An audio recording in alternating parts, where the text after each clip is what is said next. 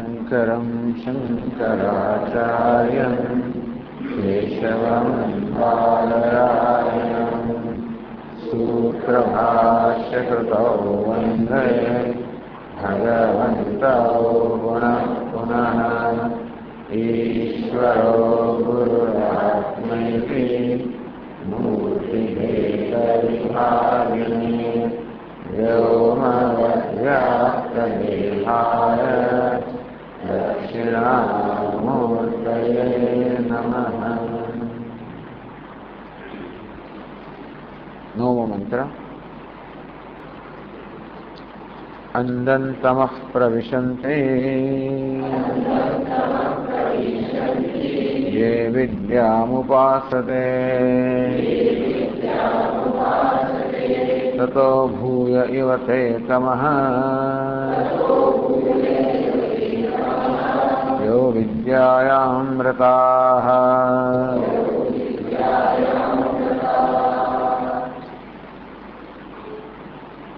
ये अविद्या उपासते के अंधन्तमः प्रविशन्ति। જે વિદ્યા સાત કરણ ઉપાસના કરે છે, આ સાત કરણ રદ છે તેઓ અંધંતમઃ ઘોર અંધકારમાં પ્રવેશ કરે છે. તતો ભૂય એવ તે તમઃ એવો વિદ્યાયામૃતાઃ. પણ વિદ્યામાં રત છે એ લોકો તો એથી પણ વધુ ઘોર અંધકારમાં પ્રવેશ કરે છે.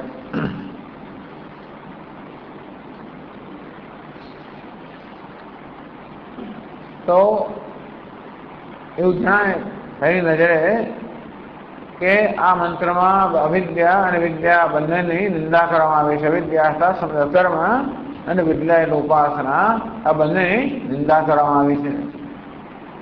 નિંદા એ થાય જેનો ત્યાગ કરવાનો હોય, જાણે કે આપણને કર્મ અને ઉપાસના બંને છોડી દેવાનું કહેવા માંગે છે.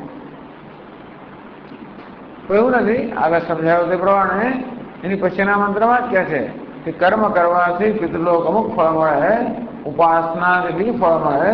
એટલે કે બંને ફળવત છે, અર્થાત બંને આપણને લાભદાયી છે. જે લાભદાયી હોય એનો ત્યાગ તો કરવાનો ન હોય.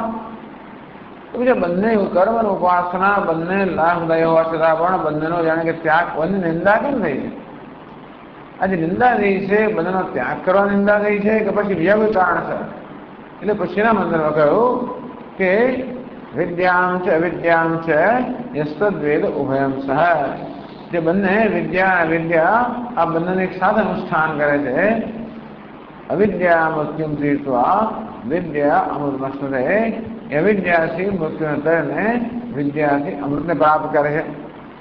એટલે કે ઉભયમ સહ વેદ, જે આ બંનેનું એક સાથે અનુષ્ઠાન કરે છે એને આ પ્રકારનો ફાયદો થાય છે કે અમૃતત્વની પ્રાપ્તિ થાય. એ અમૃતત્વ એ જેનો પરમ પુરુષાર્થ છે. તો પુરુષાર્થની પ્રાપ્તિ કરવા માટે વિદ્યા અને વિદ્યા આ બંનેનું અનુષ્ઠાન જરૂરી છે. એટલે કે આ એવોથી નિશ્ચય થયો કે વિદ્યા અને વિદ્યા બંનેની આ નવમા મંત્રમાં જાણે કે નિંદા થઈ છે. એનું પ્રયોજન નિંદામાં નથી, બંનેના ત્યાગમાં નથી, પરંતુ બંનેનું સાથે અનુષ્ઠાન થાય, અર્થાત જેમાં બંનેનો લાભ મળે એ માટે આ પ્રકારની નિંદા.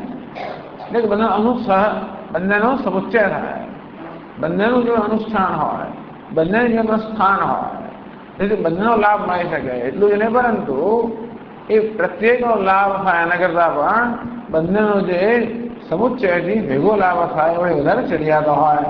અને તેથી આ બંનેનું સર્વશ્રેષ્ઠ પરિણામ પ્રાપ્ત થાય એ માટે સમુચ્ચયનું વિધાન કરવામાં આવે છે. એની માટે એક એકની નિંદા કરવામાં આવે. બે વખતે સમજાવ્યું તે પ્રમાણે આમાં કર્મની નિંદા નથી કે કર્મની ઉપાસના કે કર્મ અરત હોય એની પણ નિંદા નથી. પણ જે મનુષ્ય કર્મ અરત છે એને કારણે જે ઉપાસનાનો અનાદર કરે છે એ ઉપાસનાના અનાદર નિંદા છે. સાથે ઉપાસનામાં જ રત છે એને કારણે જે કર્તવ્ય કર્મ અનાદર કરે છે એ કર્મના અનાદર નિંદા છે.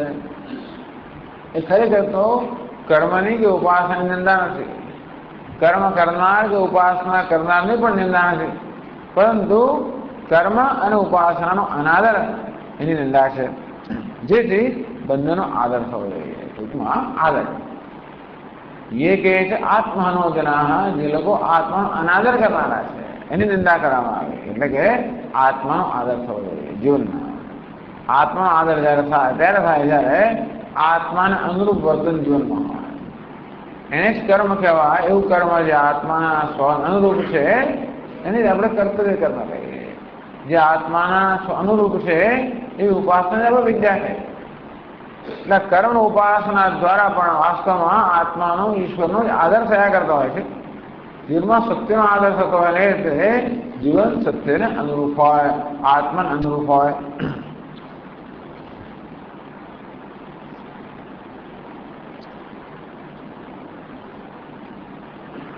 શાસ્ત્ર વિહિતમ કિંચિત અકર્તવ્યતામ યાદ. શાસ્ત્રમાં જેનું વિધાન કરવામાં આવે છે ક્યારે પણ નિંદનીય ન હોય. કર્મનું વિધાન છે, ઉપાસનાનું વિધાન છે, માટે એવું છે કે નિંદનીય ન હોય. અને તેથી નિંદાનું તાત્પર્ય નિંદાવન નથી, પરંતુ સમુચ્ચયના વિધાનના છે. તો હવે 32મા પાના પર બીજા ફકરા 2 પેરેગ્રાફમાં આ મંત્ર સમજાવે છે. તત્ર અંધં તમઃ અદર્શનાત્મકં તમઃ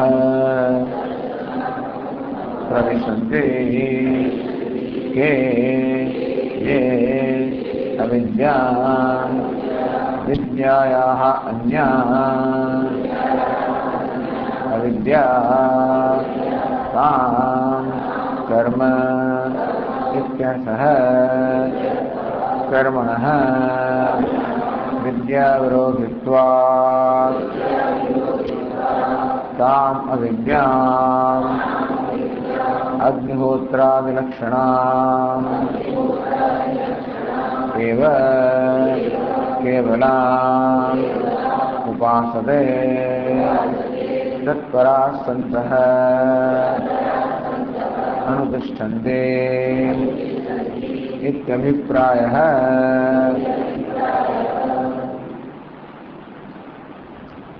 तत्र तथा सती. तो आ प्रकारनी चर्चाમાં નક્કી થયો કે વિદ્યા શબ્દનો અર્થ બ્રહ્મ વિદ્યા નહીં, પરંતુ ઉપાસના હોવી. ચર્ચા કરવામાં આવી કે બ્રહ્મ તો આ ઉપનિષદમાં વિદ્યા અને કર્મ બંનેના સમુચ્ચયનું વિધાન છે. જો વિદ્યા અને કર્મ બંનેનું સાથે અનુષ્ઠાન કરવાનું હોય તો કયા પ્રકારની વિદ્યા છે જે કર્મ સાથે સુસંગત છે, જે કર્મની વિરોધી ન હોય પરંતુ કર્મ સાથે સુસંગત હોય. એટલું જ નહીં, પરંતુ કર્મથી મળતા ફળનો વધારો કરનારી હોય એ પ્રકારની વિદ્યાનો સમુચ્ચય કર્મ સાથે થવો જોઈએ. એ કોઈ વિદ્યા શબ્દનો અર્થ બ્રહ્મ વિદ્યા ન કરી શકાય. કારણ કે બ્રહ્મ વિદ્યા જ્યારે પ્રાપ્ત થાય ત્યારે કર્તૃત્વની ભાવના જ નષ્ટ થઈ જાય. હું કરતા છું એ પ્રકારે કર્તૃત્વનું અભિમાન છે એ અવિદ્યાની ઉપર છે. એ વિદ્યા પ્રાપ્ત બ્રહ્મ વિદ્યા કે આત્મજ્ઞાન પ્રાપ્ત થાય તો આ કર્તૃત્વનો ખ્યાલ જ જતો રહે. જો કર્તૃત્વનો ખ્યાલ ન તો કર્મ થઈ જણા છે. એટલે કે કર્મ અને બ્રહ્મ વિદ્યા બંને સાથે રહી જણા છે કે જેમ પ્રકાશ અને અંધકાર સાથે ન રહી શકે તેવી રીતે બ્રહ્મ વિદ્યા અને કર્મ સાથે ન રહી શકે. એથી આ વિદ્યા શું હતો? બ્રહ્મ વિદ્યા ન થાય. કઈ વિદ્યા થાય? તો કે ઉપાસના. આ બધું કહેવાનો હેતુ એ પણ હતો કે કેટલાક ટીકાકારોએ કહ્યું છે કે વિદ્યાનો અર્થ બ્રહ્મ વિદ્યા થવો જોઈએ. કારણ કે ઉપનિષદનો પ્રસંગ બ્રહ્મ વિદ્યાનો છે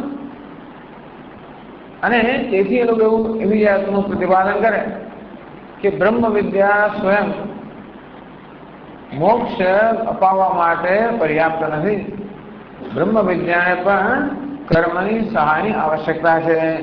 તો કર્મ કરવાથી બ્રહ્મ વિદ્યા વધારે બળવાન બળવતી બને એમ કરીને મોક્ષ આપવાનો સમર્થ. એવી જાતના એમણે એ પ્રકારનું અનુમાન ક્યાંથી કર્યું, એ પ્રકારની કલ્પના ક્યાંથી કરી? આ વિદ્યા શબ્દનો અર્થ બ્રહ્મ વિદ્યા કર્યો અને બંનેનો સમુચ્ચય ત્યારે થઈ જ્યારે કંઈક બંનેની અંદર કંઈ સુસંગતા હોય ત્યારે. પણ શંકરાચાર્ય મહારાજ કહે નહીં, બ્રહ્મ વિદ્યા એટલે બ્રહ્મનું જ્ઞાન. બ્રહ્મ તો નિર્વિશેષ છે, સર્વ પ્રકારની વિશેષતાઓથી રહી છે, નિરુપાધિક છે. નિરુપાધિક છે, નિર્વિશેષ છે, નિર્વિકાર છે. ન જાયતે મ્રિયતે વા કદાચિત અજો નિત્ય શાશ્વતયં પુરાણ. कथम स पुरुष पार्थ कम घातयति अंतिकम न कर्तृत्व न कर्माणि लोकस्य सृजति प्रभु। आम कर्तृत्व कारयित्व बधाओनी नायम हंति न हन्यते ए हन करतो पण नथी अने एनुं हनन थतुं पण नथी। आम आत्मा कर्तृत्व पण नथी भोक्तृत्व पण नथी। कर्मणि अकर्मयः पश्येत् आ रीते अनेक बधा श्लोकोनी अंदर भगवद गीतामां अने अन्यत्र उपनिषदमां पण स्पष्ट के आत्मा निर्विकार छे। अने आ बधुं स्पष्टता भगवद गीतामां बहु सरस रीते करवामां आवे के कर्म ए भगवद गीतामां बहु मोटो विषय होवाने कारणे कर्मना संदर्भमां आत्माना स्वरूप निरूपण भगवद गीतामां जेटली विशेषता थयुं छे एटલું कदाच उपनिषदमां पण ना મળે छे। छतां જેટલી સ્પષ્ટતાથી ભગવદ ગીતા કર્મ કરવું કે ના કરવું એ પ્રશ્ન ભગવદ ગીતા હોવાને કારણે આત્માના સ્વરૂપનો નિશ્ચય કર્મના સંદર્ભમાં સુગત કરવામાં આવે કે આત્મજ્ઞાન અને સકામ કર્મ यस्य सर्वे समारंभाः काम संकल्प वर्जिताः ज्ञानानि बुद्ध कर्माणां तमाहु पंडितं बुधाः। तो ज्ञानानि बुद्ध कर्म ज्ञान रूपी अग्नि ने कारणे जेनु कर्म एटले कर्तृत्व बुद्धि दग्ध थई गई छे बंध नष्ट थई गई छे। यस्य सर्वे समारंभाः काम संकल्प वर्जिताः आ ज्ञानी पुरुष में काम रहता नहीं कोई संकल्प रहता नहीं कोई कामना रहती नहीं कोई व्यक्तिगत संकल्प रहता नहीं ये होने कारण कामना प्रेरित के संकल्प प्रेरक है ममो पात समस्त दुर्लक्ष्य ये संकल्प रहता है ना कि मारू आम थाय पेलू न थाय मने आ प्राप्त थाओ पेलू प्राप्त न थाओ अरे मैंने मोक्ष प्राप्त एवं कोई संकल्प रहता नहीं। मोक्ष में अभी कोई इच्छा न रहे तो कोई इच्छा न हो कोई संकल्प ना हो त्यारे पछी कर्म करवानुं कोई व्यक्तिगत प्रयोजन रहतुं ज नथी समग्र प्रयोजन पूरुं थई गयुं। एतद् बुद्ध्वा बुद्धिमान् स्यात् कृतकृत्यस्य भारत। જ્યારે મનુષ્ય કૃતકૃત્યતા પ્રાપ્ત કરે કૃતમ કૃત્યમ येन स જે કંઈ કરવાનું હોય એ બધું જેના વડે થઈ ગયું છે એને કૃતકૃત્ય કહેવાય। તો જીવનમાં જે કંઈ કરવાનું એવું થઈ જ ગયું હોય तस्य कार्यं न विद्यते એને કશું કરવાનું બાકી જ નથી। નૈવ તस्य કૃતેનાર્થः ના કૃતેનેહ કશ્ચન કંઈ કરવાથી મેળવવાનું નથી ન કરવાથી ગુમાવવાનું નથી। આ પ્રકારની સ્થિતિ હોય ત્યારે હવે કર્મનું કોઈ સ્થાન રહ્યું જ નથી એટલે કે સંકલ્પપૂર્વકનું કર્મ વ્યક્તિગત સંકલ્પથી પ્રેરેલું કર્મ આ વસ્તુનું કોઈ સ્થાન નથી। ज्ञानी पुरुष कर्म करता है तो अपन यज्ञायाचरतः कर्म समग्रम प्रविलीयते एनु कर्म आपोआप यज्ञ अर्थात ईश्वर ने अर्पण करने भावनाथी ज थतुं एनु पोतानो कोई संकल्प रह्यो ज नथी। ईश्वरनो संकल्प एनी द्वारा काम करता होय अंतेथी एनु पोताने कोई कर्तव्य कर्म रह्यो ज नथी। એટલે આત્મજ્ઞાન બ્રહ્મ વિદ્યા અને કર્તવ્ય કર્મ એ બે વસ્તુ તો સાથે હોય જ ના શકે। अंतेथी विद्या शब्द ब्रह्म विद्या करी ज ना शकाय। अंतेथी उपासना एवं ज करवुं जोईए। भले उपासनानो कोई एवी चर्चा न आवी होय पण नथी आवी एवुं पण न कहेवाय। कुर्वन्नेवेह कर्माणि विधि विशेष शतं समाह। आम कर्म करता करता आपणुं पूर्ण आयुष्य विदित करवानी इच्छा होवी जोईए। ए कर्म उपासना आवी ज कारण कर्म पण मानस उपासना मानस कर्म कर्म एटले इंद्रियना स्तरे थतुं कर्म અને ઉપાસના એટલે માનસ મનના સ્તરે થતું કર્મ બંને કરવા જ છે। એટલે કે ઉપાસનાનો સંદર્ભ નથી એમ પણ ના કહેવાય। તત્ર એવમ સતી એટલે કે આ મંત્રમાં વિદ્યા જે શબ્દ વપરાયો એનો અર્થ બ્રહ્મ વિદ્યા નહીં પરંતુ ઉપાસના એટલે કે દેવતાનું ધ્યાન એવું જ્યારે કરવામાં આવે तमः अदर्शनात्मकं तव प्रविशन्ति। ये लोग तमस्मा अंधकार में प्रवेश करे। अंधन तमः प्रवेशन्ति। अंध एटले अदर्शनात्मकम तमः एटले अंधकार अंधकार अंध एटले को आंधळो माणस एटले जे दर्शन करी शकतो નથી જેમાં દર્શન ન થતું એ પ્રકારના અંધકારમાં પ્રવેશ કરે। અદર્શનાત્મકમ અજ્ઞાનાત્મકમ अहंतादि अभिमानात्मक अज्ञान कार्य प्रचुराम निश्रेष संपादन अक्षम प्रायान देवादियो निमित्त आवत है। खरेखर तो आगे આપણે સમજાવવા છે કે કર્મ કરવાને કારણે માણસ પિતૃલોકને પ્રાપ્ત કરે. એવા પિતૃલોકને પણ અંધમ તમઃ કર્યો. कर्मणा पितृलोक है, विद्या देवलोक है. कर्म करवाથી वैदिक कर्म करवाથી पितृलोक की प्राप्ति થાય, उपासना देवलोक की प्राप्ति થાય. तो पितृलोक में अंधन दर्शनात् अंधन तमः कर घोर अंधकार क्यों क्या अहंतादि अभिमानात्मक अज्ञान प्रचुराम निश्रेयस संपादन अक्षम प्रायान देवादियोनि. आ पितृलोक में के देवता लोक देवलोक ने अंदर पण જ્યારે કોઈ જીવાત્માને સ્થાન મળે ત્યારે એ બધા લોકો છે એ ભોગ પ્રધાન લોક હોય છે. ભોગનું પ્રાધાન્ય એટલે ખૂબ બધા પુણ્ય કરવાને કારણે આ લોકની અંદર ખૂબ બધા ઇન્દ્રિયોના વિષયો ભોગ ખૂબ પ્રાપ્ત થાય. અને એ રીતે એવું સરળતાથી જ્યારે આવી રીતે આપણને વિશ્વનો આનંદ મળતો હોય એટલું જ નહીં, પરંતુ આ મનુષ્ય યોનિમાં તો ઇન્દ્રિયોના વિષયનો આનંદ પણ બહુ સરળ નથી. કારણ કે ઇન્દ્રિયાણામ તેજ જરયંતી. ઇન્દ્રિયોના સ્તરે આપણે જેમ જેમ વિષયને ભોગવતા જઈએ તેમ તેમ ઇન્દ્રિયનું જે તેજ ઓછું ઓછું થતું જાય. ધીમે ધીમે કોલેસ્ટ્રોલ વધતો જાય ને, એસિડિટી વધતી જાય ને, ફલાણું વધતું જાય ને, શુગર વધતી ગઈ ને, આ વધતું થતું જાય બધું. એટલે કઈ કોઈ વસ્તુ સરળ નથી, ખાવું પીવું સરળ નથી. આવી મુશ્કેલીઓ પેલા દેવલોક વગેરે બનાવ એવા પ્રકારની ઉપાધિઓ હોય જ્યાં આવી મુશ્કેલીઓ ના હોય.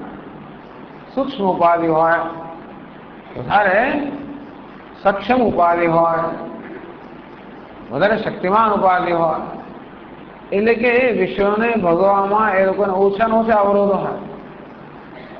જેમ જેમ ઉપાધિ સૂક્ષ્મ થતી જાય તેમ તેમ વિશ્વને ભોગવવામાં આવતા જે અવરોધો છે ઓછામાં ઓછા થતા જાય. સરળતાથી વિષયો અંતેથી વિષયના ભોગ પ્રાપ્ત થતા જાય. અને તો પછી એમાં વૈરાગ્ય જવાની શક્યતા ઓછી છે, જાણવા આવે છે. એટલા માટે આવી ભોગ યોનિને ખરેખર તો મનુષ્ય યોનિ કરતા ઉદાર ગણવામાં આવે છે. અંધંતઃ પ્રવિશન્તિ એ અવિદ્યામાં પાસ. એ લોકો અવિદ્યાનો અર્થ કર્યો. ચાલો એ આગળ ચર્ચા કરશું. અવિદ્યામ વિદ્યાયા અન્ય અવિદ્યા. અવિદ્યાનો વિદ્યા વિરોધી એટલે અવિદ્યા. જો કે અર્થ કર્યો વિદ્યાથી અન્ય. જે ન છે એટલે જે છે નકારાત્મક જે પાર્ટિકલ છે, અવ્યય છે, અક્ષર છે, એનો અર્થ ઘણો બધો થાય છે. અભાવ પણ થાય, અન્ય પણ થાય, વિરોધી પણ થાય. તો અવિદ્યાનો અર્થ જે વિદ્યાની વિરોધી છે, બ્રહ્મ વિદ્યાની વિરોધી છે. કામ કર્મ ઇત્યર્થ. ટૂંકમાં કર્મ. આપણે ચર્ચા કરી કે કર્મ તો ઈચ્છાની ઉપજે છે. ઈચ્છા અપૂર્ણતાની ઉપજે છે, અપૂર્ણતા અવિદ્યાની ઉપજે છે. એટલે સકામ કર્મ અજ્ઞાનની ઉપજે છે. એટલા માટે કર્મનો અર્થ અહીંયા આગળ અવિદ્યાનો અર્થ કર્મ એવો કર્યો. કર્મણ વિદ્યા વિરોધિત્વ. આ કર્મ વિદ્યાનો વિરોધી. કર્મ એટલે કર્તૃત્વ બુદ્ધિ. એ કર્તૃત્વ બુદ્ધિ અજ્ઞાનની ઉપજે છે. તેથી કહ્યું કે વિદ્યાની વિરોધી છે, અથવા વિદ્યા જેની વિરોધી છે વધારે સારું છે. અજ્ઞાન તો જ્ઞાન વિરોધી. અજ્ઞાન એમ કહ્યું ખરું, પણ જ્ઞાન વિરોધી યસ્ય તત જ્ઞાન વિરોધી. અવિદ્યા વિદ્યાની વિરોધી એવું કહેવા કરતા વિદ્યા અવિદ્યાની વિરોધી છે. અંધકાર પ્રકાશનો વિરોધી જેમ કહેવા કરતા પ્રકાશ અંધકારનો વિરોધી છે. પ્રકાશ અને અંધકાર હોય ના શકે. તેવી રીતે જ્ઞાન એ અજ્ઞાનનો વિરોધી છે. જ્ઞાન અજ્ઞાન સંભવી ના શકે. અજ્ઞાનનો અર્થ કર્યો કર્મ. કારણ શબ્દ જે છે કારણવાચી શબ્દ કાર્યના અર્થમાં ઉપયોગ કર્યો. કર્મણ વિદ્યા વિરોધિત્વાદ તામ અવિદ્યામ અગ્નિહોત્ર લક્ષણ કેવલમ ઉપાસતે. मात्र कर्मणा ज दुर्गो उपासते तत्परासंदम तिष्ठन्ति। अविद्यानी उपासना એટલે કર્મની ઉપાસના, કર્મની ઉપાસના એટલે કર્મમાં રત રહેવો। ઉપાસનાનો અર્થ છે કે આપણું ચિત્તને બરોબર ચોંટેલું જ રાખો, ટૂંકમાં જેલું કરવામાં જ રત હશે। ઘણા લોકો જીવનમાં કર્મમાં રત હોય, બહુ સારા લોકો હોય। કર્મનો અર્થ છે ભલે સેવાનું કર્મ કે પછી પુણ્ય કર્મ, સત્કર્મ। અહીંયા આગળ પાપ કર્મ દુષ્કર્મનો કોઈ સ્થાન નથી। જે લોકો હજુના સત્કર્મમાં રત છે, વાપી કૂપ તળાવ એ બધું ઈષ્ટ અપૂર્ત કર્મ કરતા હોય। ઈષ્ટ કર્મ એટલે કે વૈદિક કર્મ કરતા હોય, પૂર્ત કર્મ એટલે સમાજ સેવાનું કર્મ કરતા હોય। વાવ કુવા બધું ખોદાવતા હોય, મંદિરો બંધાવે, ધર્મશાળા બંધાવે, બગીચા બંધાવે વગેરે, અન્નદાન બધું કરે। એટલે સત્કર્મ કરનારા લોકોમાં એ રત છે। આવા લોકો આવા પુણ્યશાળી લોકો છે, અને તો એ લોકો ઘોર અંધકારમાં પ્રવેશ કરે છે। એ કયા પ્રકારનો ઘોર અંધકાર? બસ એમને બ્રહ્મ વિદ્યાથી વંચિત રાખનારો ઘોર અંધકાર।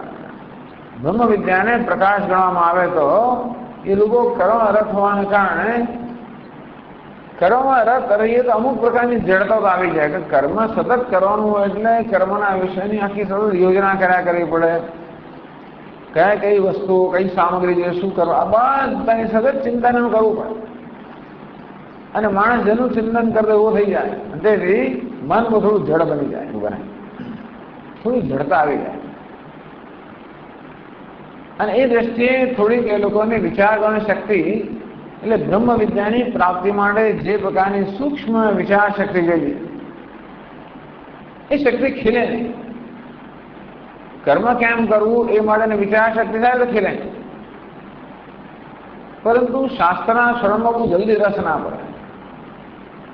ઝોકો આવી જાય, માથું દુખી જાય, કંટાળો આવી જાય, એવું થાય। એમને કે કર્મને બીજી વાતો કરતો બહુ રસ પડે, પણ આમાં રસ ના પડે।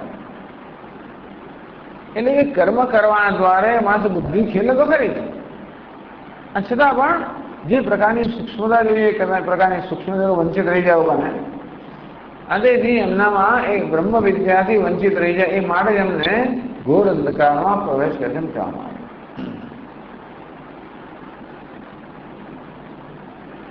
પણ જે ઉપાસના વ્રત છે તેથી બધાને ઘોર અંધકારમાં પ્રવેશ કરે તો સમજાયું જ નથી। આગળ કહે છે તતઃ તસ્માत् અંધાત્મકાર તમસઃ ભૂયઃ ઇવ बहुतरमेव ते तमः प्रविशन्ति के कर्म हित्वा ये तो विद्यायाम् एव देवता ज्ञाने एव रताः अभिरताः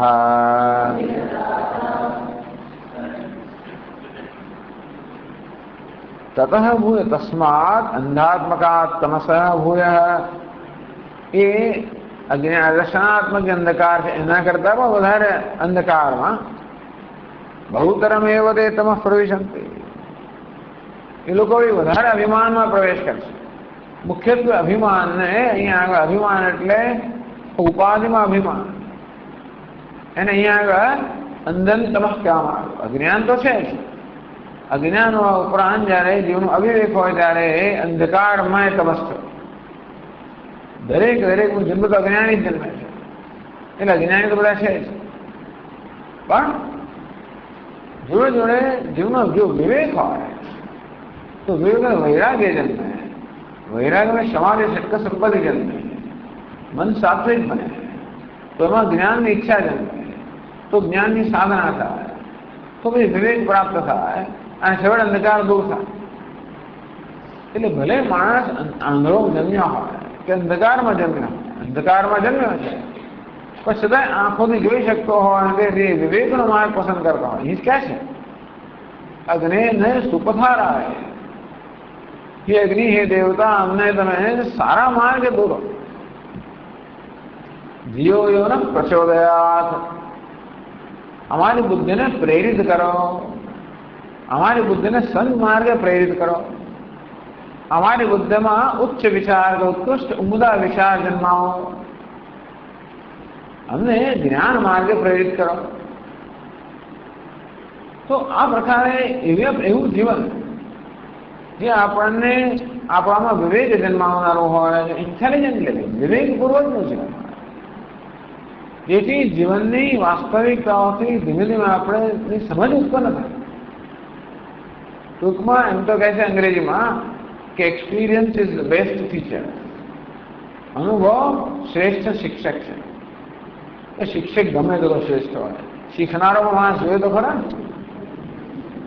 અનુભવ શીખવાડ્યા જ કરતા બસ શીખવા માટે આપણે તૈયાર તો જોઈએ ને. ન શીખીએ તો પેલા વાંદરાના વાંસામાં ફટકા પડ્યા કરતો, એક પછી એક પછી. મુઠ્ઠીમાં એને પેલી મગફળી પકડી રાખી છે, એક ફટકો પડે ને ભાઈ મુઠ્ઠી સાથે હાથ બહાર કાઢવા જાય તો પેલા સાંકડામાંથી નીકળે જ ને. પેલો અનુભવ થયો, વાંસામાં ફટકો પડે, છોડ ભાઈ તું કઈ પકડી નાખે, એને ખબર નહીં કે આ શેને માટે ફટકો પડે. ન શીખે તો એટલે લોકો અનુભવથી શીખે જેવો કોઈ નિયમ નથી. વાંસા પર અનેક ફટકા પડવા છતાં પણ લોકો શીખે એવો કોઈ નિયમ નથી. એના માટે જીવનમાં વિવેક બુદ્ધિ જોઈએ, એવું જીવન જીવવું જોઈએ જેથી જીવનમાં વિવેક આવે. એટલે અવિવેકને અંધન તમસ્યામાં આવે. તમો અંધકાર તો ખરો, એનો પાછો આંધળો. વિવેક તો જોઈ શકતો હોય તો અંધકારમાં કંઈક માર્ગ કાઢી દે. શાસ્ત્ર જે છે એના માર્ગદર્શન હેઠળ માણસ ચાલતો હોય તો બોલે અંધારું હોય તો પણ કોઈક રીતે માર્ગદર્શનથી પોતાનો માર્ગ કરી શકે. તો હોય અંધકાર ને પાછો આંધળો હોય એમ તો ક્યાં વિચારો ખતરાશ ખાવાનો છે. એક તો અજ્ઞાન છે અને જો જીવનમાં અવિવેક છે. સારા ખોટાનો વિવેક નથી, હિતમ અહિતમનો વિવેક નથી. પ્રવૃત્તિમ છે નિવૃત્તિમ છે કાર્યાકાર્યે ભયાભયે બંધમ મોક્ષમ છે. આ વ્યક્તિ પ્રવૃત્તિ નિવૃત્તિનો વિવેક હોવો જોઈએ. પ્રવૃત્તિ શું મળે, નિવૃત્તિ શું મળે એનો વિવેક હોવો જોઈએ. કાર્યાકાર્યે શું કરવા યોગ્ય છે, શું ત્યાગવા યોગ્ય છે. ભયાભયે શેમાં શું ભય જન્માવો છે, શું ભયમાં મુક્ત કરશે. બંધમ મોક્ષમ કઈ વસ્તુ બંધન ઉત્પન્ન કરશે, એ વસ્તુ મુક્ત કરશે. આ જાતનો વિવેક હોય તો માણસ મુક્તિનો માર્ગ પસંદ કરે, નિર્ભયતાનો માર્ગ પસંદ કરે, કાર્ય કર્તવ્યનો માર્ગ પસંદ કરે, પ્રવૃત્તિ નિવૃત્તિ હોય યોગ્ય માર્ગ પસંદ કરે. આ વિવેકાત્મક જીવનને આપણે પ્રકાશાત્મક જીવન કહીશું. એટલે જ ગીતાના 8મા અધ્યાયમાં કહ્યું, નહીં તે સુધી પાર્થ જાનન યોગી મુખ્ય વિકસન. આ બે સુધી છે. એક તો દક્ષિણ માર્ગે લઈ જનારો છે માર્ગ જીવન, અને સકામ કરવાનો. બીજું કે નિષ્કામ કરવાનું જીવન. સકામ કર્મ માણસ ભલે પુણ્યશાળી પણ સકામ કર્મ કરતો દક્ષિણે પુણ્ય મર્તલોકો નિશંતિ ગતાગતમ કામ કામાલમંતિ. તો કામનાથી પ્રેરનો માણસ હોય તો કામના ચાલુ જ રહેવાની છે. સ્વર્ગમાં જઈને પણ પાછો આવે, કામનાથી સાથે પાછો આવે, એનું એક પ્રકારનું જીવન છે. જીવનનો વિવેક હોય, વૈરાગ્ય હોય. તેથી આ બે પ્રકાર, એક યાત્યનાવૃત્તિમ અન્યયા વર્તતે પુનઃ. બે માર્ગ છે. એક માર્ગે જવાથી માણસ પાછો આવે છે, બીજા માર્ગે પાછો નથી આવતો.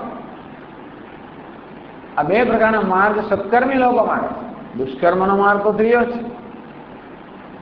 નહીં તે સુધી પાર્થ જાનન યોગી મુખ્ય વિકસન.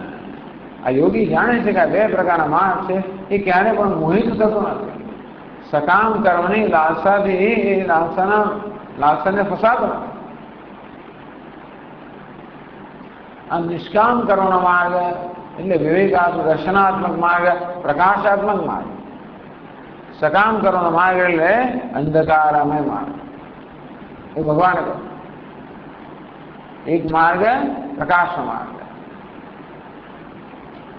એટલે અગ્નિ જ્યોતિ રહ શુક્લ ષણમાસા ઉત્તરાયણમ. અગ્નિ જ્યોતિ દિવસ શુક્લ પક્ષ બધું પ્રકાશાત્મક માર્ગ. તેને બદલે પછી ધૂમોળાત્રિ તથા કૃષ્ણ, ધુમાડાનો માર્ગ, રાત્રિનો માર્ગ, અંધકારનો માર્ગ, બીજો માર્ગ છે. એટલે એવો જે અંધકારમય માર્ગ છે, અંધન તમઃ પ્રવિશંતિ. આમ સકામ કર્મ કરનારા માણસો હંમેશા અંધકારમાં માર્ગમાં હોય. પુણ્યશાળી લોકો હોય તો પણ નૈતિક જીવન જીવતો હોય, પરંતુ સકામ જીવન જીવતો હોય. પોતે જે કર્મ કરે કામનાથી પ્રેરણાને કરતો હોય, એટલે પોતાના અહંકારને પોષવા કર્મ કરતો હોય, ઇન્દ્રિયોની ઝંખનાને તૃપ્ત કરવા માટે કર્મ કરતો હોય. આ બધું જે છે એ અવિવેકાત્મક માર્ગ છે. વિવેકાત્મક માર્ગ છે, વિવેક વૈરાગ્ય માર્ગ છે પ્રકાશાત્મક માર્ગ.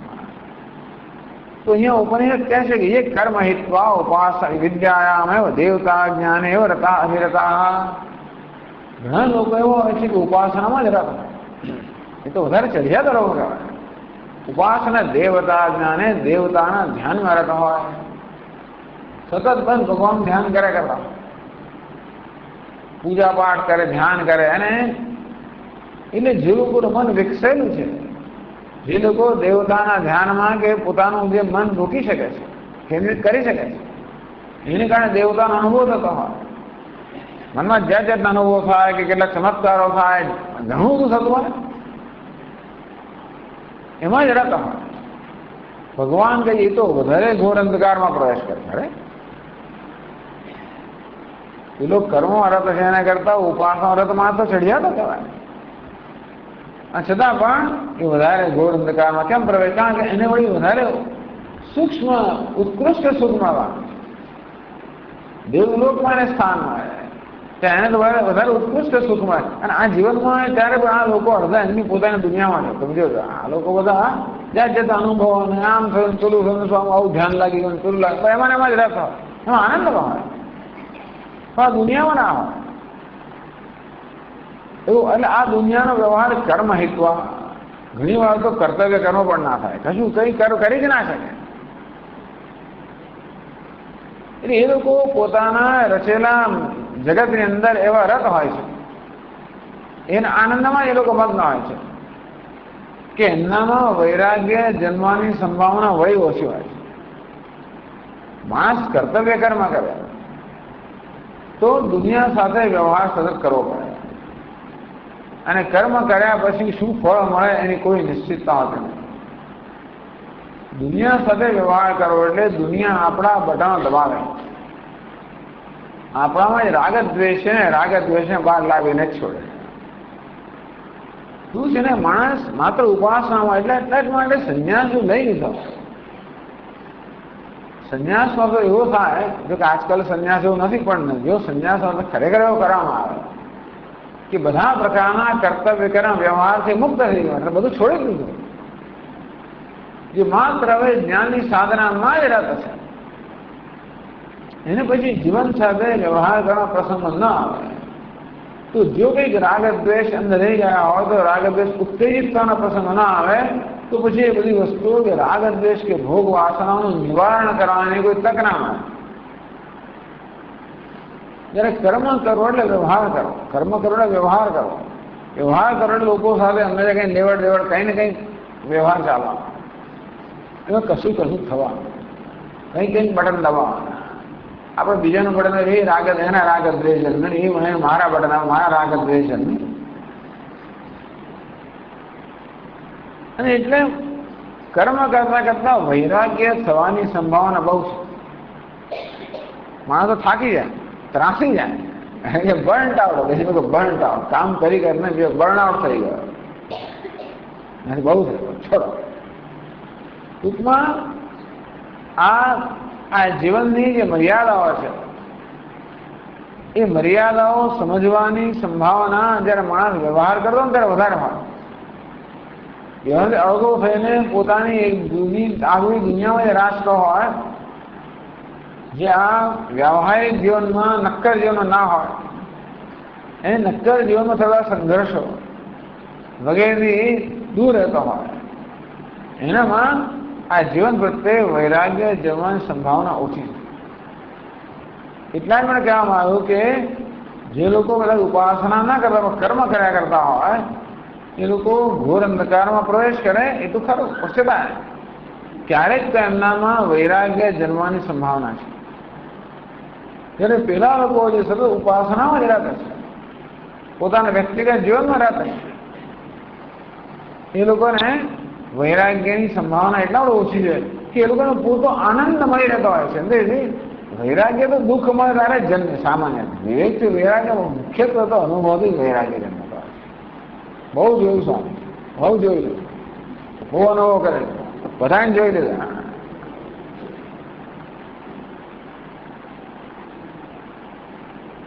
એટલે હવે જરા ખપ્તા ખાતા હોય ત્યારે પછી ખપ્તા ખાય કે માણસ ક્યાં તો ઘડાય કે ક્યાં તો તૂટે તમે એક થાય.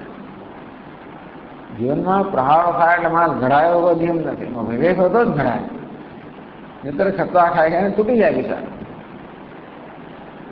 એટલે વિવેકાત્મક જીવન જીવતો હોય માણસ ખપ્તા ખાય કે ઘડાય શીખે એ રીતે એ માણસની આંતરિક ઉન્નતિ થાય. એ દ્રષ્ટિએ કદાચ આપણે કહી શકીએ કે કર્મ કરનાર પેલા ઉપાસનામાં રત છે એના કરતા કર્મ જે રત છે માણસ ઓછા ઘોર અંધકારમાં પડે, કારણ કે એમાં વૈરાગ્ય જન્મવાની સંભાવના વધારે છે. એ રીતે કદાચ કહ્યું હોય કે પછી એવો કોઈ ઉપાય આશય ના હોય, અંધકાર ઘોર અંધકાર વગેરે. ટૂંકમાં આ બંનેની માત્ર નિંદા કરવાનો જ હેતુ હોય જેથી એ બહેનો પેલાનો અનાદર જે છે એ અનાદરમાંથી મુક્ત થવા એટલા માટે હોય.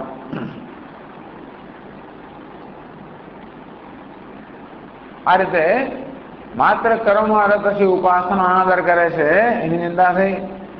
માત્ર ઉપાસનામાં રત છે અને કર્તવ્ય કર્મ નિંદા કરે એની પણ અનાદર કરે એની પણ નિંદા થઈ. આમ તો અકરણે પ્રત્યવાય. કર્તવ્ય કર્મ ના કરે વેદને ગમતું જ નથી.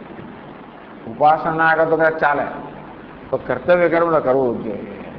ભગવદ્ ગીતાની અંદર કર્તવ્ય કર્મ તો કરવું જ જોઈએ. એટલે મીમાંસકો કહે અકરણે પ્રત્યવાય. કર્તવ્ય કર્મ ના કરે તો પ્રત્યવાય દોષ લાગે. એ દ્રષ્ટિએ માત્ર ઉપાસના વ્રત છે ને કર્તવ્ય કર્મ કરતા. ઘણા લોકો બસ આખો ઘરનું કામ ના કરે, સેવા ના કરે, જે ફરજ ના બજાવે, કુટુંબ પ્રત્યે હોય, સમાજ પ્રત્યે હોય, ન બજાવે એટલે બહુ મોટું પાપ લાગે.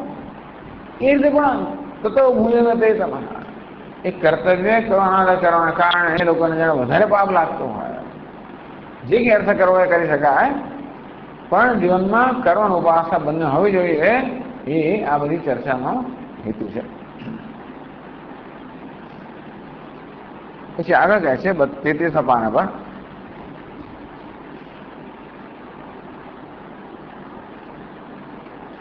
નનુ તરી ત્યાજ્યમેવ કર્મોપાસનાદ્વૈમિતિ આશંકામ અનુવદન.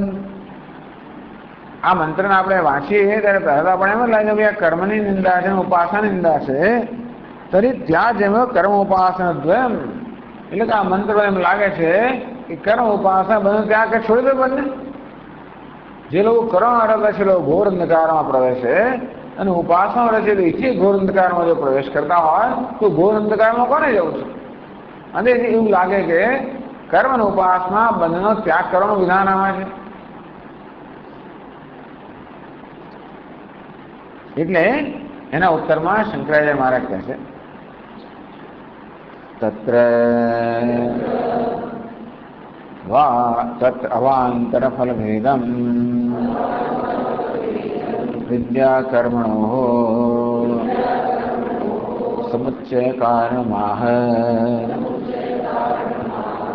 અન્યથા ફલવત અફલવતો સન્નિહિતયો અંગાંગિતા એવ સ્યાત ઇત્યર્થઃ.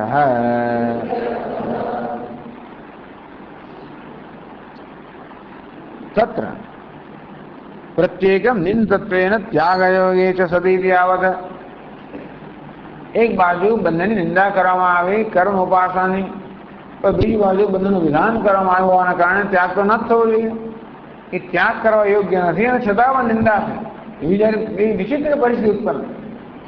કર્મ ઉપાસના કે નિંદા થઈ છે. બધા જાણે છે કર્મ ઉપાસના તો વેદમાં વિહિત હોવાના કારણે ત્યાગ યોગ્ય નથી. તો પછી અવાંતર ફલ વેદમ વિદ્યા કર્મણો સમુચ્ચય કારણમાં તેથી આપણામાં તે નહીં એ ત્યાગ કરવા માટે નિંદા નથી, પણ સમુચ્ચય કારણ બંનેનો સમુચ્ચય કરવા માટે નિંદા છે. સમુચ્ચય ક્યારે થાય? બંનેનું સ્વતંત્ર ફળ મળતું. અવાંતર ફલ વેદમ કર્મ અને ઉપાસના પ્રત્યેકનું જે સ્વતંત્ર ફળ છે એ પછીના મંત્રમાં કહેવામાં આવે છે.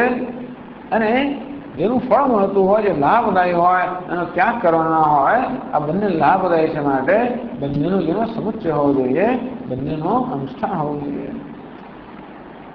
સમુચ્ચય કારણ આ સમુચ્ચય કરવાનું. સમુચ્ચય એટલે કે બે પ્રકારનો સમુચ્ચય, ક્રમ સમુચ્ચય, બીજો સહ સમુચ્ચય. સમુચ્ચય એટલે ભેગા કરવા બંને. ક્રમ એટલે ક્રમથી કરવા, સહ એટલે સાથે કરવા. જેમ કે ગૃહસ્થાશ્રમમાં કર્મ કરવું, વાનપ્રસ્થાશ્રમ ઉપાસના કરવી અને સંન્યાસ આશ્રમમાં બ્રહ્મ વિદ્યા જે છે એનું અનુષ્ઠાન કરવું. આ ક્રમ સમુચ્ચય છે, એક સાથે નહીં. માણસ અવસ્થા જેમ બદલાય તેમ તમે જુદી વસ્તુ કરતો જાય. સહ સમુચ્ચય એટલે એક સાથે બંને કરવાનું, કર્મ પણ કરવાનું, જોડે ઉપાસના કરવાની. બે સાથે થાય ત્યારે એને સહ સમુચ્ચય કહેવાય.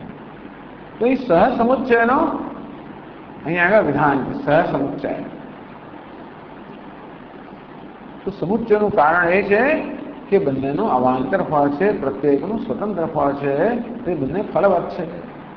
અન્યથા અવાંતર ફળ વેદનોક્ત કે 10મા મંત્રમાં બંને જે વ્યક્તિગત ફળ છે ન કહેવામાં આવ્યું હોત તો ફલવત અફલવતો સંતયો અંગાંગિતા સ્યાત. આ તો મીમાંસકની વાત છે, મીમાંસા નહીં. ફલવત સંધિતો અફલમ તદંગમિતિ ન્યાયાત. આ પૂર્વ મીમાંસાનો ન્યાય છે. ફલવત સંધિતો અફલવત તદંગમ અફલમ તદંગમ. ધારો કે આપણે સત્યનારાયણની પૂજાની કરવાનું કહેવામાં આવ્યું કે સત્યનારાયણની પૂજા કરવાથી ફલાણું ફળ મળે. સત્યનારાયણની કથા કરવા, પૂજા કરવા, કથા કરવાથી આટલું ફળ મળે. બધી કથાઓ કઈ છે ને એ કથા કરવાથી, સત્ય પૂજા કરવાથી શું છે પેલા વાણિયાને સુમન, પેલા બ્રાહ્મણને સુમન, કઠિયારાને સુમન, એટલે સત્યનારાયણની કથા. આપણે સત્યનારાયણની કથા કરવાનું બધી શરૂઆતમાં ગણેશ પૂજા, વરુણ પૂજા અને ગણેશ પૂજા અને અનેક બધી પૂજાઓ આવતી. વરુણ પૂજા, ગણેશ પૂજાનું કોઈ સ્વતંત્ર ફળ નથી. સત્યનારાયણની પૂજાનું ફળ છે, પરંતુ જે વરુણ પૂજા કરે, ગણેશ પૂજા કરે એનું કોઈ ફળ નથી. એટલે ફલવત સંધિતો આ સત્યનારાયણની પૂજા ફલવત એટલે કે ફળવાદી છે, એટલે કે એનું ફળ છે. એની સન્નિધિમાં જે વરુણ પૂજા છે, ગણેશ પૂજા છે એનું કોઈ ફળ નથી. તો શું કહેવાય? અંગાંગી ભાવ સ્યાત. એનો અર્થ એ થયો કે ભાઈ આ વરુણ પૂજા કે ગણેશ પૂજા એ સત્યનારાયણની પૂજાનું અંગ છે. અંગનું જુદું ફળ ના હોય. અંગીના ફળમાં અંગનું ફળ આવી જાય. સત્યનારાયણની પૂજા કરવા કેટલી બધી વસ્તુ હોય ને, કેટલા ઉપચારો હોય. બીજું અર્ચના પણ આવતી હોય, એમાં નૈવેદ્ય પણ આવતું હોય, આરતી પણ આવતી હોય, બધું બહુ આવતું હોય. મંત્ર પુષ્પાંજલિ આવે, નમસ્કાર પણ આવે, પ્રાર્થના પણ આવે, બધું આવે. એ કોઈનું સ્વતંત્ર ફળ નથી. એનો અર્થ એ કે બધા પૂજાના અંગ છે. એટલે અંગી સત્યનારાયણની પૂજાના અંગી કહેવાય, આ બધા અંગ કહેવાય. અંગીમાં અંગનો સમાવેશ થઈ જાય. એટલે જો ઉપાસના અને કર્મનું ફળ ન કે અહીંયા આવે તો બંને અંગ બની જાય. બ્રહ્મ વિદ્યાના અંગ બની જાય. બ્રહ્મ વિદ્યાનું ફળ તો છે તત્ર કો મોહ કશોક એકત્વમ અનુપશ્યત, એવું થઈ જાય. અને આ ઉપાસના કરવાનું ફળ ના હોય તો પેલા ફળવાનની સંધિમાં અફલમ નિષ્ફલમ થઈ ગયો, અંગી ભાવ થઈ જાય વગેરે. અથવા વેદની અંદર આ બેની બીજા જે ફળવાળી વસ્તુ છે એના અંગ બની જાય. એનો એટલા માટે બંધનું જે અવાંતર ફળ છે, પ્રત્યેકનું સ્વતંત્ર ફળ છે, એ કહેવાની આવશ્યકતા છે. માટે 10મો મંત્ર છે. કહે 10મા મંત્રમાં અન્ય દેવાહુ વિદ્યયા અન્યદાહુર વિદ્યયા ઇતિ શુશ્રુમધીરાણામ येनस्तद्विचक्षिरे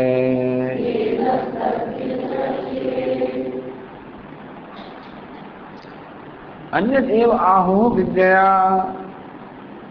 विद्या साध उपासना थी अन्य એટલે કે અમુક પ્રકારનું ફળ મળે છે, સ્વતંત્ર ફળ મળે છે. અન્ય દાહુ અવિદ્યા, અવિદ્યા સાધ કર્મથી અન્ય વળી બીજું ફળ મળે છે. કે ઉપાસનાનું એક ફળ છે, કર્મનું જુદું ફળ છે, જુદા ફળ આપે. બંને એક સરખું ફળ આપ્યું તો મજા ના આવે, કોઈ પછી બંનેનો સમુચ્ચયનો બહુ અર્થ ના આવે. પેલામાંથી પણ કેલરીઝ મળતી હોય, આમાંથી પણ વિટામિન, એનું વિટામિન બીજાથી મળતું હોય. આમળા ખાઓ ભલે, લીંબુ લો ઓકે, નારંગી, સંતરા, બધામાં વિટામિન સી જ મળવા કરે છે, બધાનો સમુચ્ચય ખાવાની જરૂર નથી. તો દૂધમાંથી વિટામિન એ મળતું હોય, બીજામાંથી વિટામિન ઈ મળતું હોય, અને ત્રીજામાં વિટામિન સી મળતું હોય, ચોથામાં વિટામિન ડી મળતું હોય, પેલામાં બી મળતું હોય, બી સી જુદું મળતું હોય તો બરાબર. એ લીલોતરી ખાઓ તો આમ મળે, પેલું ખાઓ તો પેલું મળે, તો બધાને આપણે ભેગું કરીએ. એક લીલોતરી શાક પણ હોય, કચુંબર પણ હોય, કે સંભારો પણ હોય, દરેકમાં જુદું જુદું મળતું હોય તો બધાનો સમુચ્ચય એકની એક જ વસ્તુ મળ્યા જ કરતી હોય. તો ભાઈ આમળા એ ખાઓ, અને લીંબુ પણ લો, અને નારંગી પણ, સંતરા પણ, અને વિટામિન સી મળવા કરતું હોય તો પછી એક જ પ્રકારનું ફળ મળતો હોય, સમુચ્ચય જેની જરૂર નથી, કારણ કે ફળ મળી રહે છે. વિટામિન તો આમળા 10 ખાઓ ને, બેને બદલે 4 ખાઓ અને પતી ગયો, તો પછી બીજી વસ્તુની જરૂર નથી. પરંતુ બીજા પ્રકારના વિટામિન મળતા હોય તો પછી થોડું એકાદ આમળો હોય, અથવા તો થોડું લીંબુ હોય, પછી થોડુંક કચુંબર હોય, થોડું કોબી હોય, ટામેટા હોય, બીજું કંઈક હોય, બરાબર. उसका समुच्चय है. प्रत्येकનું સ્વતંત્ર ફળ મળતું હોય તો બંનેનો સમુચ્ચય થાય. એ પાસે એકબીજાના વિરોધી ના હોય તો ઘણી વાર શું થાય કે તમે જો ફલાણું ખાઓ, ઇલાયચી ખાઓ તો પેલાનું ફળ ના હોય, અને આનું ખા, એવું ઘણી વાર ક્યાં થતો. પેલો ઘણી વાર છે ને શ્રીખંડમાં એકને બદલે જુદા મસાલામાં દરેકનો સ્વાદ આવો ને વસ્તુમાં, મીઠાઈને અંદર, તો ઘણી વાર શું થાય એક વસ્તુમાં બીજાનો સ્વાદ જતો રહે. જાયફળ નાખો તો ઇલાયચીનો સ્વાદ જતો, એવું કંઈક થાય. એટલે પછી તેને ભેગા નહીં કરવા, બંનેનો સ્વતંત્ર સ્વાદ ખરો, છતાં બંને ભેગા કરો તો પેલો સ્વાદ જતો ને, તો પણ બંનેનો સમુચ્ચય ના થાય. બંનેનું સ્વતંત્ર પણ હોય છતાં પણ બંને જો કમ્પેટેબલ ના હોય, બંનેમાં એવી સંવાદિતા, સુસંગતતા ના, તો પણ બંનેનો સમુચ્ચય ના થાય. બંનેનું એક જ ફળ તોય સમુચ્ચયનો અર્થ નથી. બંનેના સ્વતંત્ર પણ હોય, એક દિવસે સુસંગત હોય, એનાથી પૂરો લાભ થતો હોય, બંનેનો જુદા, બંને સ્વતંત્ર લાભ કરતા વધારે લાભ થતો હોય, બધું હોય તો પછી સમુચ્ચય થઈ જાય. એટલે કે અન્યદાહુ અવિદ્યા, વિદ્યા એક અમુક પ્રકારનું ફળ મળે છે જે ઉપાસનાથી મળતા ફળ કરતા જુદું છે. અન્યદાહુ અવિદ્યા, અન્ય દેવ આહુ વિદ્યા. અમુક અન્ય બીજું જ ફળ મળે છે, અને કર્મથી બીજું જ ફળ મળે છે. આમ ટૂંકમાં ઉપાસના કરવાથી આપણા આધ્યાત્મિક જીવનમાં એક પ્રકારની ઉન્નતિ મળે, અને કર્મ કરવાથી આધ્યાત્મિક જીવન બે પ્રકારની ઉન્નતિ થાય. એ બંને પ્રકારની ઉન્નતિ કે બંને પ્રકારની પુષ્ટિની આવશ્યકતા છે. બંને આપણા આધ્યાત્મિક વ્યક્તિને પુષ્ટ કરનારા છે, અને પુષ્ટિ જુદા જુદા પ્રકારની છે. એક આપણું સક્રિય વ્યક્તિત્વ છે, બીજું લાગણીશીલ કે ભાવનાશીલ વ્યક્તિ, બંનેનો વિકાસ થાય. એક દ્વારા કર્મ દ્વારા આપણને રાગ દ્વેષ દૂર થાય, ઉપાસના દ્વારા ચિત્તની નિશ્ચલતા પ્રાપ્ત થાય. ઉપાસના દ્વારા દેવતામાં આપણે આસક્તિ વધે. ઉપાસના એટલે કે દેવતાનું ધ્યાન. ધ્યાન અર્થાત એ જ પ્રકારનો સજાતે વૃત્તિ પ્રવાહ, એક જ જાતિની વૃત્તિનો પ્રવાહ જાવે રાખો. ધારો ગણેશનું ધ્યાન કરતા હોય તો બસ ઓમ ગંગાપતે નમઃ, ઓમ ગંગાપતે, ગણપતિના એમના જ વિચારનો પ્રવાહ જાવે રાખો. એમ કરવાથી ધીમે ધીમે ગણપતિમાં આસક્તિ જન્મે. અને પછી ગણપતિના જે બધા ગુણ એમનો અનુગ્રહ પ્રાપ્ત થાય, એમનાથી કે ગુણો કે બધી વસ્તુઓ પણ આપણામાં આવે. તો આનો હેતુ એ છે કે એને કારણે આ જગતના વિષયોની આસક્તિ દૂર થતી જાય. આસક્તિ હોવી એ તો મનનો સ્વભાવ છે. એટલે હા, એ ખરું કે આપણામાં પછી વૈરાગ્ય જન્મે કે વિવેક જન્મે તો આસક્ત મુક્ત થઈ, બરોબર છે. પણ પહેલી વસ્તુ એ છે કે આ સ્થૂળ આસક્તિનો ત્યાગ કરીને સૂક્ષ્મ આસક્તિ ઉત્પન્ન કરવી.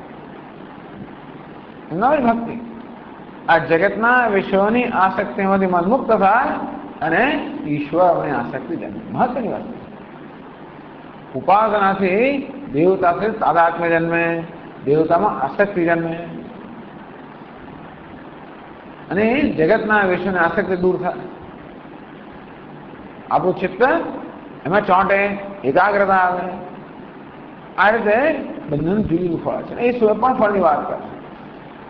એ હોવાને કારણે બંને આપણા જન્મમાં જુદું જુદું સ્વતંત્ર પ્રદાન કરતા હોય છે. આધ્યાત્મિક ઉન્નતિમાં બંનેનું સ્વતંત્ર પ્રદાન છે. એના માટે બંનેની આવશ્યક यदि शिष्यों धीरा आप जो कहो છો आप क्या ले आया, आपने क्या नहीं खबर पड़ी कि कोई प्रमाण है इसका?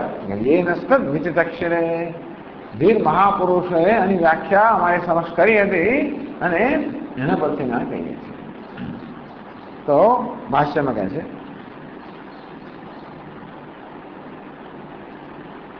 अन्यत पुरुषदेव विद्या क्रियते फलम् इति आहुः वदन्ति विद्या देवलोकः विद्या तदारोहन्ति इति श्रुतेः अन्यदाहुरविद्या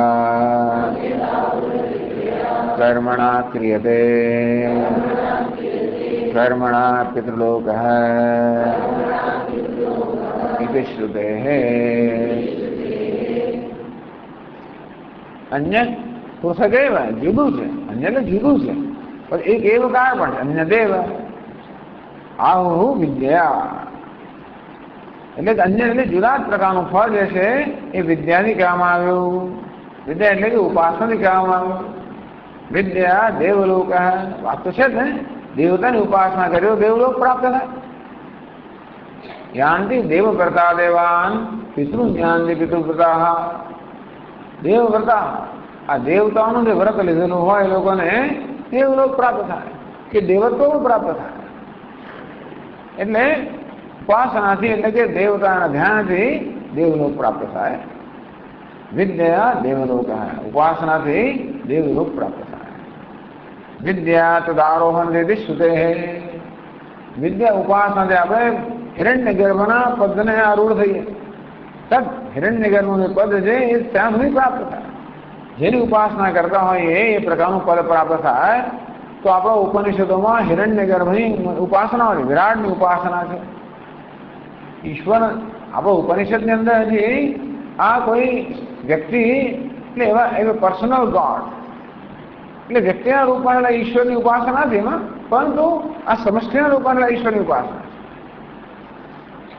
તો વિરાટ પુરુષની ઉપાસના હોય, હિરણ્ય ગર્ભની ઉપાસના હોય, એ ઉપાસના દ્વારા એટલે કે એના ધ્યાન દ્વારા ચિત્તમાં સતત એના જ ચિંતન દ્વારા આપણે એના મય બની જઈએ અને એ પદને પ્રાપ્ત કરે. વિદ્યા તદારોહંતિ શ્રુતે આમ શ્રુતિમાં કહેવામાં આવ્યું કે ઉપાસનાથી એ પદને આરૂઢ થાય છે.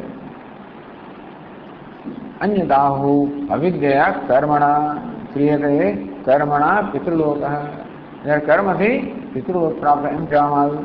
એવી શ્રુતે તો પણ આપણે કહ્યું પ્રમાણે એને આ પોતે જ કહે છે. તો વાત બરોબર છે, પણ ખરેખર તો બ્રહ્મ વિદ્યાના સાધકમાં કર્મનું ઉપાસના શું સ્થાન એ પછીના મંત્રમાં કહેવામાં આવશે. તો બીજી પંક્તિમાં કહે છે એથી શિષ્યો ધીરા આ અમે ધીર મહાપુરુષોએ સાંભળેલું છે. ઇતિ એવં શુશ્રુમ શ્રુતવંતઃ વયં ધીરાણાં ધીમતાં વચનં ये आचार्याः नः अस्मभ्यं तत कर्म च ज्ञानं च विचचक्षिरे व्याख्यातवन्तः तेषाम् अयम् आगमः पारम्पर्यागतः इत्यर्थः।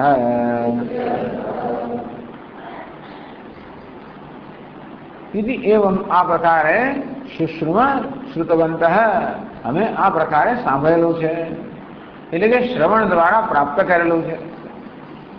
ધીરાણામ ધીમતામ વચનમ, ધીમતામ બુદ્ધિમાન એટલે જ્ઞાની વિદ્વાન જે આચાર્યો છે એમના આ પ્રકારના વચનો અમે સાંભળેલા છે। એ ધીમત અર્થાત બુદ્ધિમાન મહાપુરુષે શું કર્યું? ये आचार्याः नः, ये धीमाना शू करो ये न अस्मभ्यम तत्कर्म से ज्ञानम के विचक्षरे जे धीमान महापुरुष है ये कर्म और ज्ञान बंधनी व्याख्या हमारा माटे करी। व्याख्यातवंत है मैं हमारे समक्ष व्याख्या करें। तेषाम अयम आगमः, तेषाम तद व्याख्यानम न आत्मकल्पनाया इति, એટલે અહીં કહે છે કે અમે અમારી કલ્પનાથી નથી કહેતા।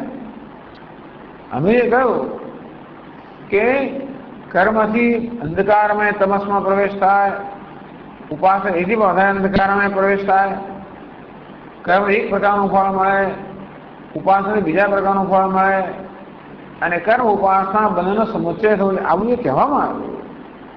ન આત્મકલ્પના એ કોઈ અમારી કલ્પનાથી નથી કહેતા, परंतु तेषाम अयम आगमः उपदेशः, ये जे धीमान बुद्धिमान विद्वान अनुभवी आचार्य होता जेमनी पासे में श्रवण कर्યું, जेमणे अમને उपदेश કર્યો, जेमणे कर्म અને જ્ઞાન બંનેનું રહસ્ય અમારી સમક્ષ ખુલ્લું કર્યું।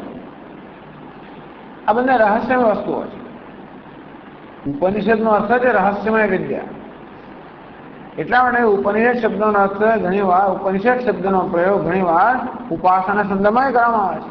આ કર્મ રહસ્યમાં વસ્તુ છે ને, મિસ્ટિક।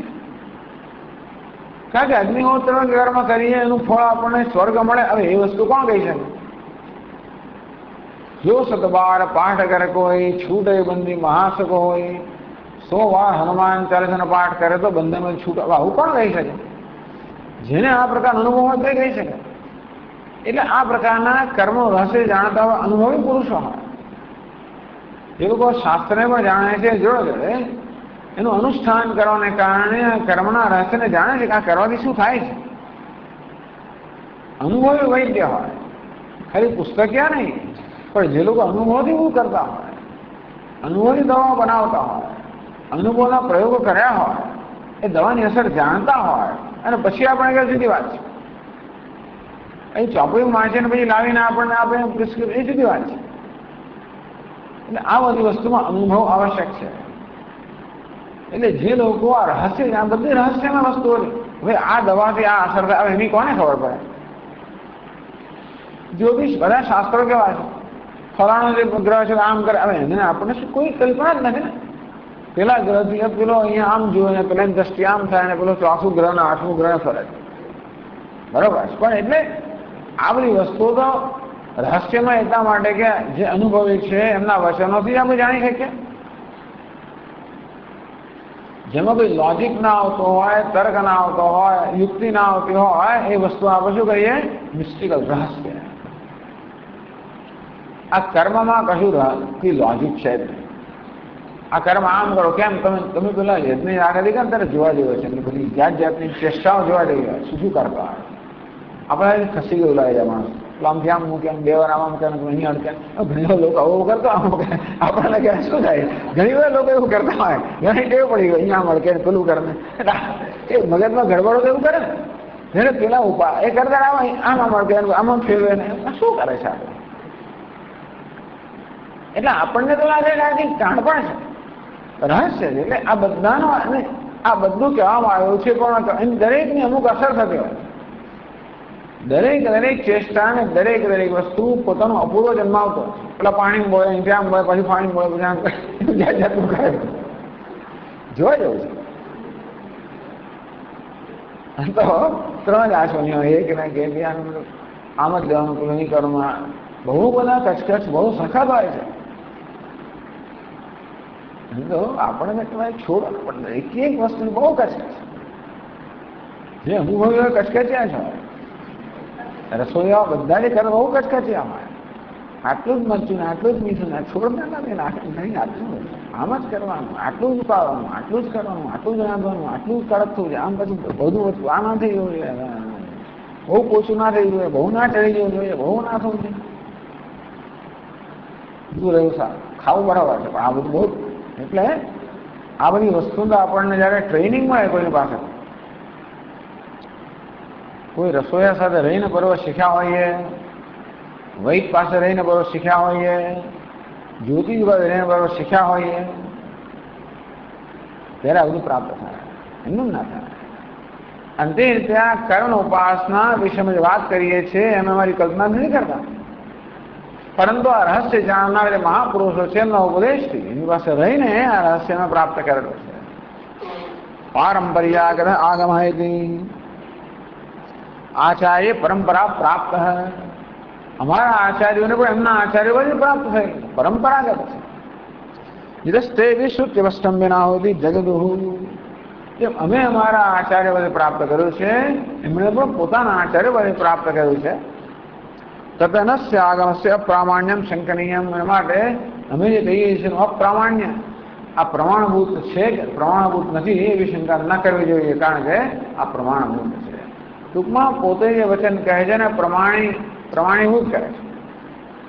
તમે કહીએ છીએ પ્રમાણ છે, પ્રમાણભૂત છે. એવી સુષ્મ ધીરાણામ ધીમતામ વચનમ શ્રુતવંત. આ પ્રકારે ધીર મહાપુરુષનો ઉપદેશ મેં સાંભળ્યું છે. એ નસ્તદ વિચક્ષરે, જેમણે કર્ણ ઉપાસનાનું નિરૂપણ અમારી સમક્ષ કર્યું, એવા અનુભવી અને વિદ્વાન મહાપુરુષ પાસેથી અમે આ જ્ઞાન પ્રાપ્ત કર્યું છે, જે અમે તમને કહીએ છીએ.